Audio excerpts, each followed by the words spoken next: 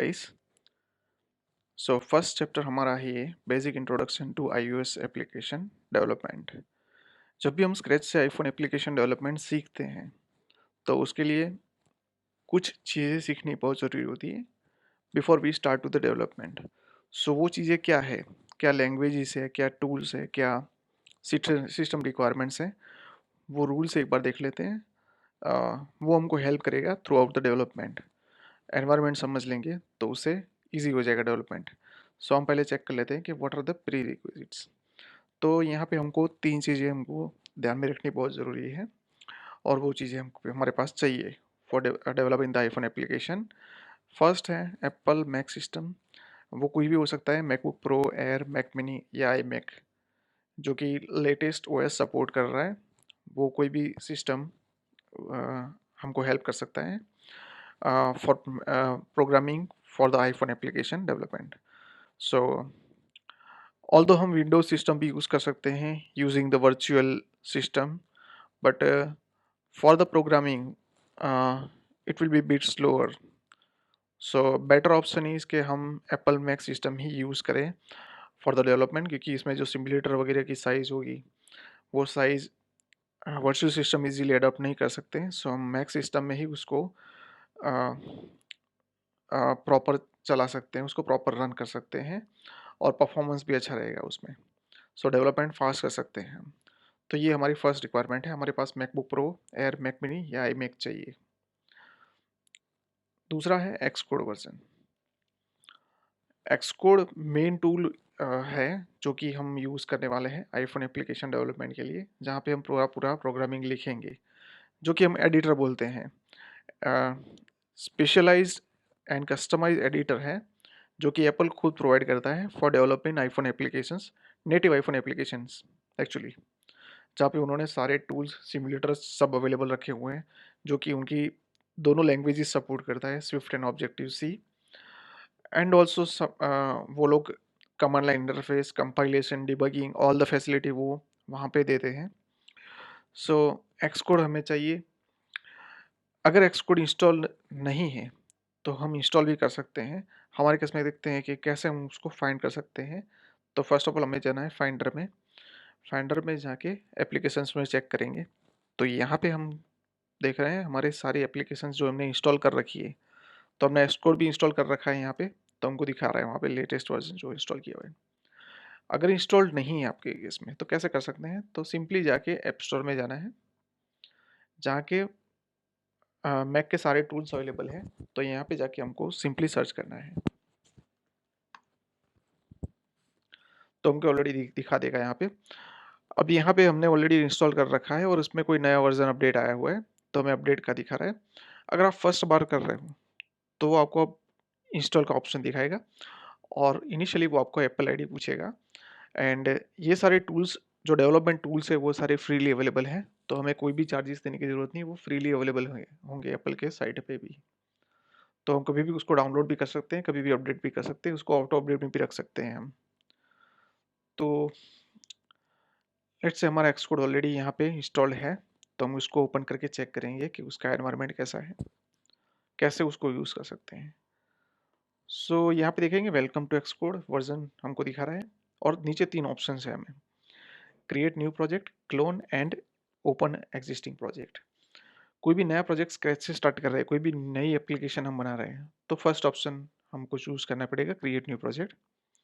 Clone and existing project, let's say हमारी application या कुछ भी प्रोजेक्ट ऐसा है जो हमने बिटबकेट पे ऑलरेडी अपलोड करके रखा हुआ है, जो कि लाइव है कहीं पे भी, और उसका कोड बिटबकेट या गिट पे पड़ा हुआ है, तो उसको हमें सिस्टम में लाने के लिए हमें क्लोन करना पड़ेगा। तो जैसे ही हम क्लोन करेंगे वो वहाँ से जो प्रोजेक्ट है उसको पुल करके हमारे सिस्टम में उसकी एक कॉपी क्रिएट कर देगा।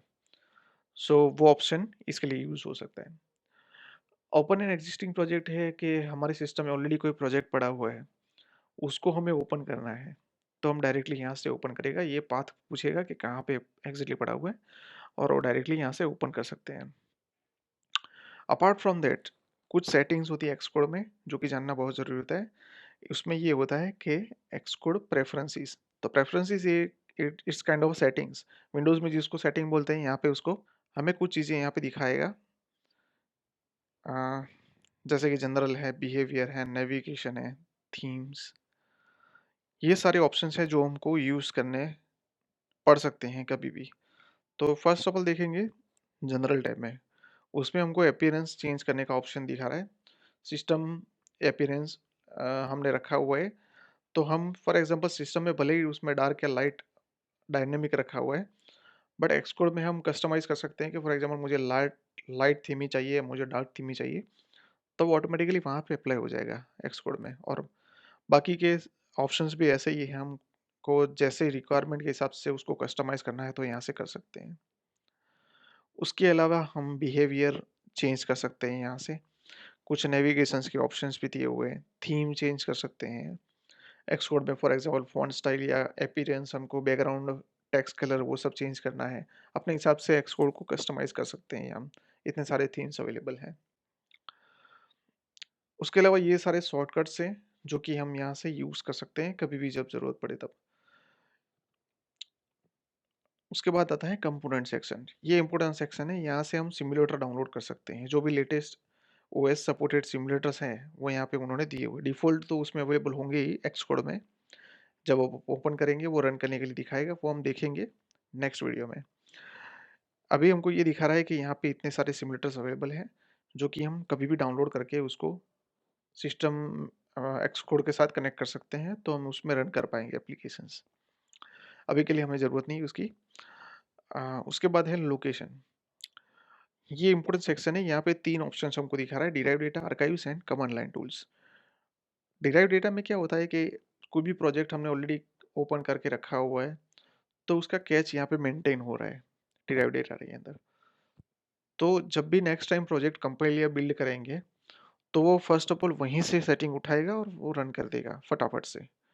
और अगर कोई प्रोजेक्ट नया क्रिएट किया हुआ है, तो वो पहले उसका कैच यहाँ पे क्रिएट करेगा। सो ये फ़ोल्डर इतना इम्पोर्टेंट नहीं है, अगर आपके सिस्टम में स्पेसिंग का इश्यू हो रहा है, आप इज़िली उसको रिमूव भी कर सकते हो। वो जब भी प्रोजेक्ट ओपन करके कंपाइल करेंगे, वो अपने आप ही क्रिएट कर लेगा फिर से। उसके बाद आता है आर्काइव्स। तो जो भी हमने एप्लीकेशंस बनाई हुई है, उसको कभी ना कभी हमने डिबग या रिलीज़ बिल्ड क्रिएट की होगी फॉर द अपलोडिंग पर्पस और टेस्टिंग पर्पस के लिए हमने बनाई होगी। तो वो सारी आर्काइव फाइल्स यहाँ पे पड़ी होगी। तो वो अगर यूज़लेस है तो हम वहाँ से रिमूव भी कर सकते हैं। वो आगे देखेंगे कि कैसे वहाँ पे हम उसको क्लीन अप कर सकते हैं। उसके बाद आता है कमांड लाइन टूल्स। अब लेट्स से हम मल्टीपल एक्सकोड वर्जन यूज़ कर रहे हैं, तो हमें यहाँ पे ड्रॉप डाउन में दिखाएगा।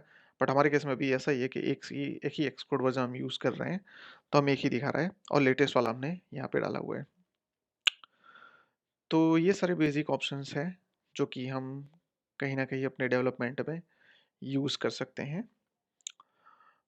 नेक्स्ट वीडियो में हम देखेंगे कि कैसे हम इसका यूज़ करके एक हेलो वर्ल्ड एप्लीकेशन, एक सिंपल एप्लीकेशन बना सकते हैं, और एक्सकोड का एनवायरनमेंट एग्जैक्टली कैसा होता है, क्या क्या चीज़ें वहाँ पे अवेलेबल होती है जो कि हम यूज़ कर सकते हैं, जो कि हमारे एप्लीकेशन में रियल टाइम यूज़ में आ सकती है। ठीक है। और दूसरा है सिमुलेटर। तो हमने ऑलरेडी देखा हुआ है कि एक्सकोड में सिमुलेटर डाउनलोड करने का ऑप्शन भी दिया हुआ होता है। उसके अलावा भी जब भी हम प्रोजेक्ट क्रिएट करेंगे, तो जब हम एनवायरनमेंट में रन करने जाएंगे, तो हमें वहाँ पे ऑप्शंस दिखाएगा कि नंबर ऑफ सिमुलेटर्स क्या-क्या अवेलेबल है, जो उन्होंने डिफ़ॉल्ट एक्सकोड के साथ ही दिए हुए हैं। वो हम कभी भी उसको स्विच करके रन के लिए यूज़ कर सकते हैं। ये तीनों रिक्वायरमेंट जैसे ही फुलफिल होती है, हम एप्लीकेशन बनाना स्टार्ट कर सकते हैं। तो हम नेक्स्ट वीडियो में देखेंगे कि कैसे एक सिंपल हेलो वर्ल्ड एप्लीकेशन बना के उसको सिमुलेटर में रन कर सकते हैं। That's all for now. Thank you.